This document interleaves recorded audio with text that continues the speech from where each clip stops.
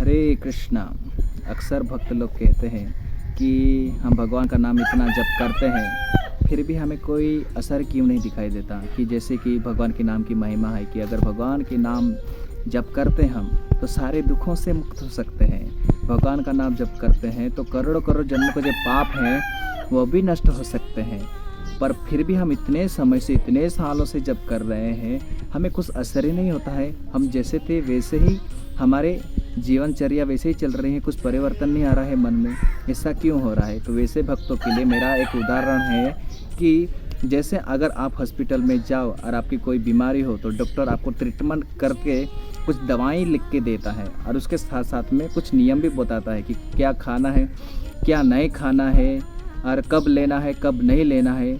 अगर वो सब चीज़ें हम डॉक्टर की फॉलो करते हैं तो दवाई की असर हमें जल्दी ही दिखाई देती है।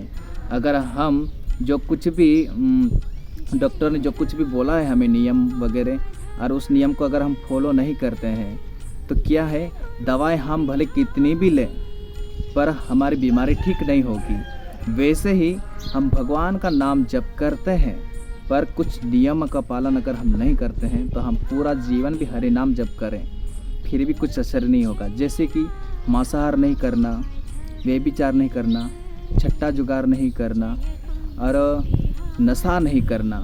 अगर ये चार नियम में से अगर कोई भी नियम अगर हम तोड़ते हैं तो हमें भगवान का जो नाम है असर नहीं दिखाई देगा। और उसमें अन्य अन्य और नियम है, और जैसे कि भगवान का मंगला आरती करना हो, जैसे कि रोज़ाना 16 माला जप करना हो, रोज़ाना श्रवण करना हो, भागवतम पढ़ना हो, भगवत गीता पढ़ना हो, भक्त का संग करना हो और हमेशा प्रसाद लेना हो।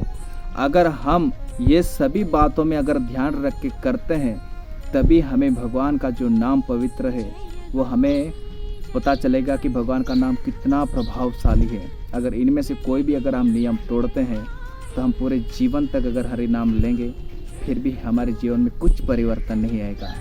हरे कृष्णा।